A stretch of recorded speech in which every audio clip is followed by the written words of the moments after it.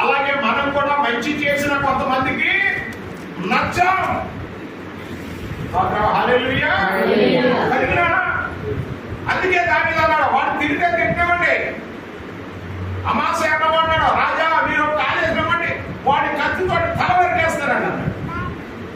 రాజుగారిని నువ్వు చంపిస్తావా? సీమాను చంపిస్తాడా?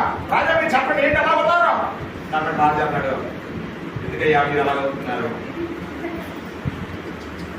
మేనడు అభిషే అంటే మేనడు అన్నమాట, దానికి మేనడు. కానీ అతను ఏమంటాడంటే, ఒకవేళ దేవుడు నన్ను అనుమన్నాడేమో, చూడండి ఎంత తగ్గించుకున్నాడో. ఒక పక్కన రాజ్యం పోయింది, ఒక పక్కన సొంత కొడుకే అర్హత కూడా అయిపోయాడు, చంపాలనుకున్నాడు, రాజ్యం విడిచిపెట్టాడు, కాలిపోతున్నా ఇంకా దేవుని చిత్తానికి లోబడ్డాడు దావీదు. అందుకే దావీదు దేవునికి ఇష్టం. హల్లెలూయా హల్లెలూయా హల్లెలూయా. ఇంకా మనం నేర్చుకోవాల్సిన ఆత్మీయ పాఠం ఏమిటి అంటే, ఒక వ్యక్తి మనం నిందించిన, ఒక వ్యక్తి మనం తిడుతున్నా, పశ్చాత్తాపడండి, కన్నీరు పెంచండి, ప్రభు సభలో సరి చేసుకోండి.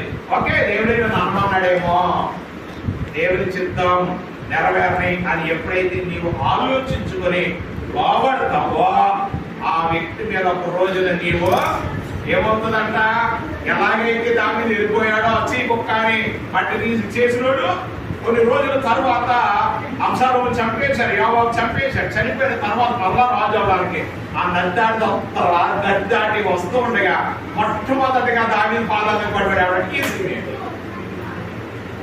ఒక చీకుక్క, నువ్వు చేసిన వ్యక్తి వచ్చింది, నువ్వు దుర్భాగ్యుడు అంతలో అన్నవాడు ఏం చేశాడు, కాడు పట్టేసింది. అయ్యా నేను ఆ రోజున అనని మాటలు అనేసాను, నేను దుర్మార్గం మీరు కాదయ్యా నువ్వేమన్నాడు, క్షమించండి అయ్యా అన్నాడు.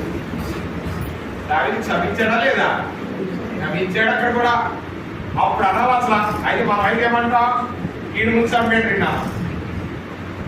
దావీదు ఏమంటాడు, ఈ రోజు గొప్ప ఆనందం, సంతోషం, రక్షణ ఇచ్చిన ఆ దేవుని ఆనందము కలిగిన ఈ రోజు ఒక హక్కుగా ఒకటి చెప్పాలి, ఎదుగుబాటుని చదివిస్తున్నాను అని సిమిని క్షమించేశాడు. హల్లెలూయా. బిడ్డలారా, తీర్పు తీర్చుట మన పని కాదు, పగ తీర్చుకునేట మన పని కాదు. మర్చిపోకండి, తీర్పు మన పని కాదు, పగ తీర్చడం మన పని కాదు. మన మానవులు అంటే మానవాత్తులు, మనకు అర్థం కాదు దేవుని రహస్యం ఎలా వస్తుందో మనకి తెలియదు. సిటీకి ఏమర్థమైంది, దావీదుకి అర్థమైంది, దేవుని చిత్తం జరగండి. ఒకరు హింసిస్తున్నా, ఒకరు తిడుతున్నా, ఒకవేళ దేవుడు అది విని నాకు మంచి చేస్తాడేమో చెయ్యి అని తన్ను తాను తగ్గించుకునే విధానంలోకి వెళ్ళిపోయాడు, సమస్తాన్ని కోల్పోయినా.